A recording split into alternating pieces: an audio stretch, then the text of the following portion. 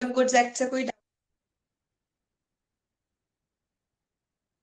Online offline किसी को भी सेल ऑफ गुड्स एक्ट में कोई भी डाउट हो?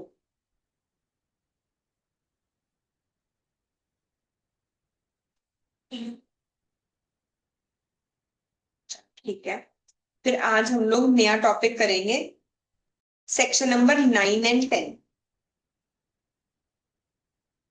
4:30 तक आज हमें जितना टाइम मिलेगा हम नए टॉपिक्स करेंगे, एंड आफ्टर 4:30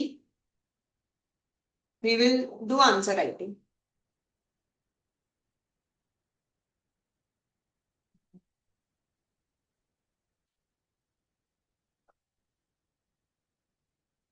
इस चैप्टर में अभी तक हमने जो सेक्शंस याद किए हैं, सबसे पहले तो गुड्स की डेफिनेशन की थी, कौन से सेक्शन में है? 2:7 में। डिलीवरी की 2:2। Very good. उसके अलावा गुड्स की टाइप्स कौन से सेक्शन में है? 6 में। 7 और 8 में क्या बताया गया है?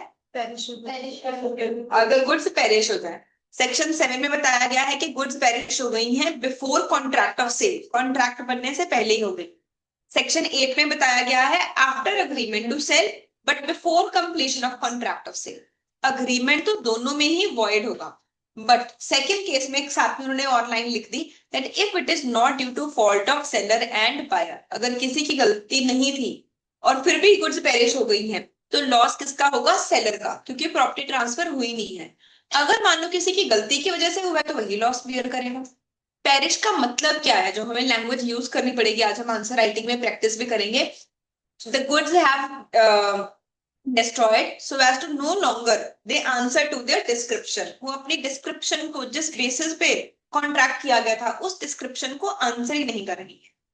Section number 9 and 10 talks about ascertainment of price। अगर आपको सेक्शन 4 वाला चार्ट याद है तो उसमें एक इंपॉर्टेंट चीज आती थी, प्राइस। ठीक है, सेक्शन 4 में चार्ट था क्या कि सेलर और बायर के बीच में एक कॉन्ट्रैक्ट हुआ है जिसमें सेलर ने बायर को 3 चीजें देनी है। उसने गुड्स की डिलीवरी करनी है और उसकी इंटेंट होनी चाहिए प्रॉपर्टी को ट्रांसफर करना, एंड बायर ने सेलर को क्या पे करना है? राइट। ये चीज अभी भी हो सकती है, फ्यूचर में भी हो सकती है। अभी हो रही है तो वर्ड यूज होता है कॉन्ट्रैक्ट, फ्यूचर में हो रही है तो एग्रीमेंट यूज।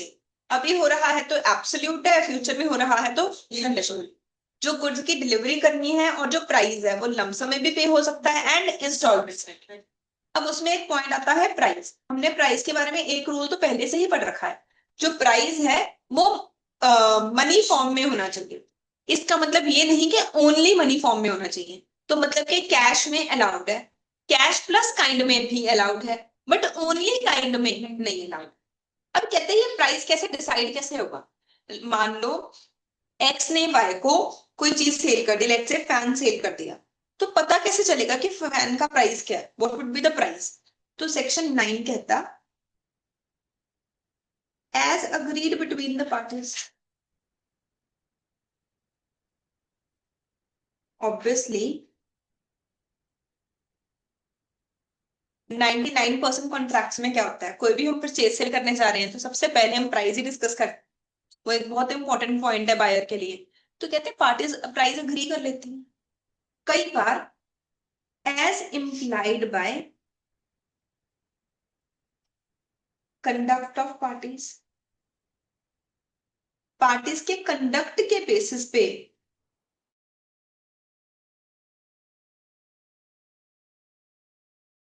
इम्प्लाई करते हैं। पार्टीज के बुक शॉप से बुक्स लेते हैं, आप लोगों के लिए प्रिंट करवाते हैं, एंड क्योंकि हम बल्क में ऑर्डर देते हैं वो हमेशा हमें 15% डिस्काउंट देते हैं। तो मुझे जब भी बुक्स चाहिए मैं उनको व्हाट्सएप कर देती हूँ मेरी रिक्वायरमेंट क्या है। बट ऑब्वियस है हमारे कंडक्ट से क्या पता चल रहा है कि मुझे पहले भी 15% डिस्काउंट मिल रहा था, अभी भी 15% मिलेगा। तो कई बार तो पार्टीज प्रॉपरली अग्री करती हैं, या फिर कई बार क्या हो सकता है पार्टीज के कंडक्ट के बेसिस पे हम क्या कर सकते हैं? इन्फर कर सकते हैं या इम्प्लाई कर सकते हैं। लास्ट पॉइंट,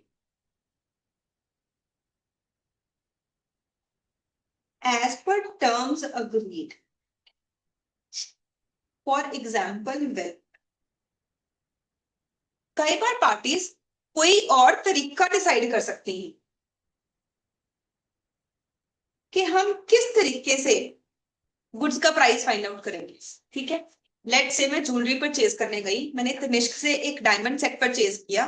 मैंने उन्हें बोला पर जो इसका प्राइस है ना वो हम अभी नहीं फाइनल करेंगे, हम ऐसे करते हैं, एक लैब से टेस्ट करवाते हैं कि डायमंड किस क्वालिटी का है, उस क्वालिटी के अकॉर्डिंग जो भी मार्केट प्राइस होगा मैं वो आपको पे करूँ।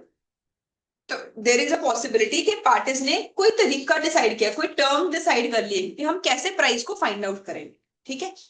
टॉपिक चल रहा है प्राइस को कैसे असरटेन किया जा सकता है, इसके बारे में दो सेक्शंस हैं, section number 9 and section 10। Section 9 ने बोला कि पार्टीज अग्री कर लेंगी, एक्सप्रेस कर लिया, बेसिकली अगर कॉन्ट्रैक्ट की लैंग्वेज में देखें तो एक्सप्रेस तरीके से डिसाइड कर लिया कि कॉन्ट्रैक्ट क्या है। कई बार पार्टीज ने अग्री नहीं किया, उनके कंडक्ट से हमने क्या कर लिया, इम्प्लाई कर लिया प्राइस क्या है। थर्ड क्या हो सकता है, कोई भी और तरीका जो पार्टीज ने डिसाइड किया, any manner as agreed between the parties. अब सेक्शन नंबर 10 है कि जब आपने डिसाइड किया कि आप वैल्यूएशन करवाओगे थर्ड पार्टी से तो क्या हो सकता है, valuation by third party.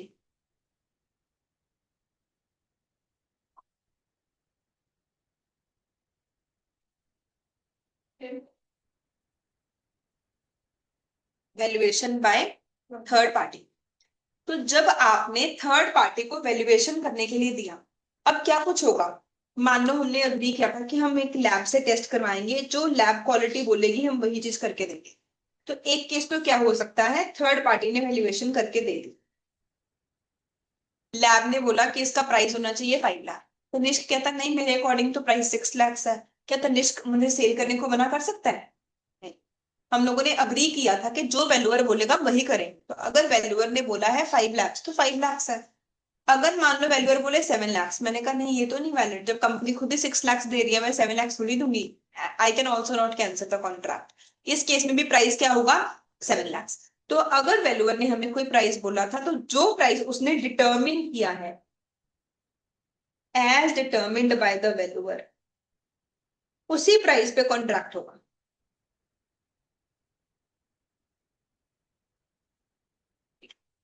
But अगर मान दो वैल्यूअर वैल्यूएशन करने से ही मना कर दे, मान लो लैब वाले बोले कि हम आपको टेस्ट करके ये तो बता सकते हैं किस क्वालिटी का डायमंड है, बट वैल्यूएशन करना हमें नहीं आता, या हम ये सर्विस प्रोवाइड ही नहीं करते, तो हमारा काम तो सिर्फ वैल्यूएशन करके देना है, लैब में क्वालिटी चेक करके बताना है, उसका प्राइस सर्टेन करना है, ये सर्विस हम देते ही नहीं है।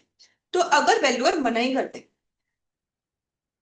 वैल्यूअर डजंट और कांट डू वैल्यूएशन, उसने वैल्यू या तो वो कर नहीं सकता या करने से मना कर दिया, तो इस केस में क्या होगा, agreement will become void, agreement ही खत्म होगा, ठीक है। क्योंकि हमने क्या अग्री किया था, मैं डायमंड सेट परचेज करूंगी जिसकी वैल्यू के लैब बताएगी, अगर लैब ने प्राइस बताने से ही मना कर दिया तो इसका मतलब अग्रीमेंट ही क्या हो गया, void। अब ना मेरी ड्यूटी है परचेज करने की, ना उनकी ड्यूटी है सेल करने। कोई भी कंफ्यूजन यहाँ तक, इस केस में एक special point, but if part of the goods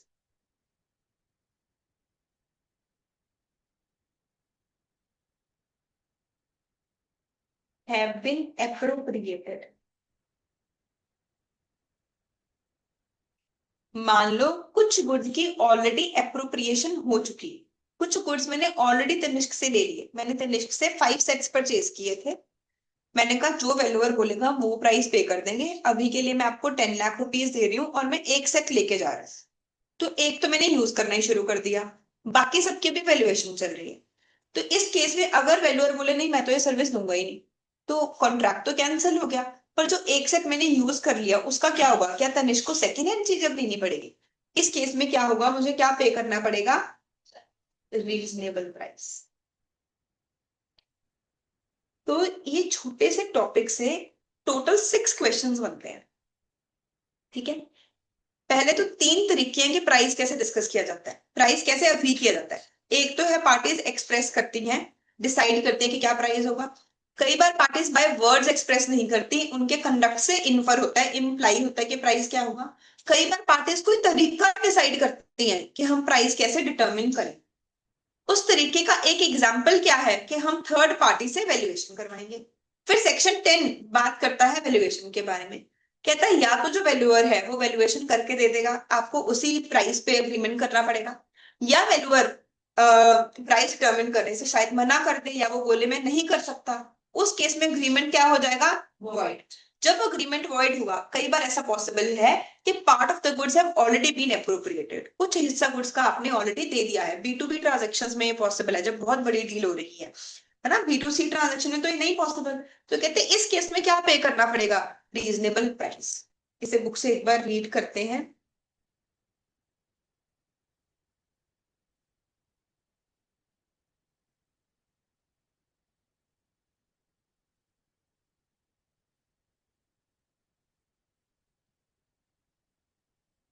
price का मतलब है मॉनेटरी कंसिडरेशन गुड्स की, हम पहले से ही पढ़ चुके हैं।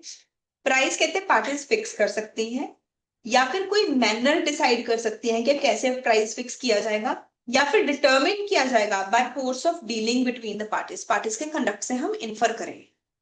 अगर हमने डिसाइड किया कि हम वैल्यूअर करवाएंगे determination of the price by third party, तो कहते हैं अगर आपने एक अग्रीमेंट सेल किया, अग्रीमेंट टू सेल एंटर किया है, और टर्म्स ये है कि जो प्राइस है वो एक थर्ड पार्टी बताएगी, एंड ही आइदर डजंट और कांट मेक द वैल्यूएशन, वो या तो कहे कि मैं नहीं कर सकता या मैं नहीं करूंगा, तो अग्रीमेंट क्या हो जाएगा? वॉइड।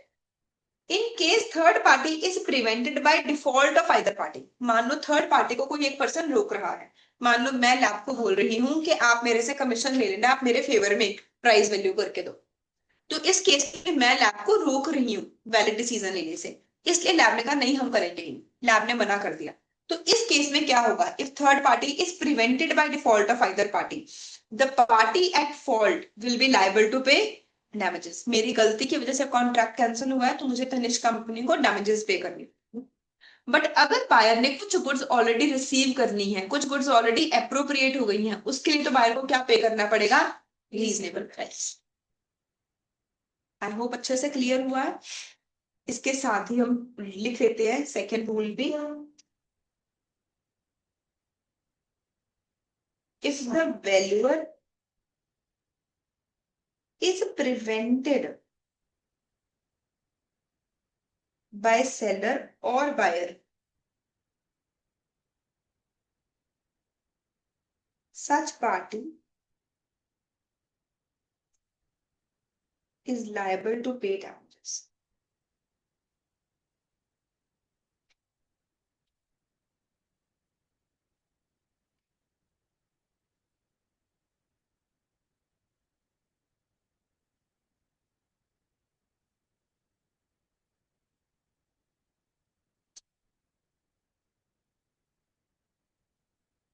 डन?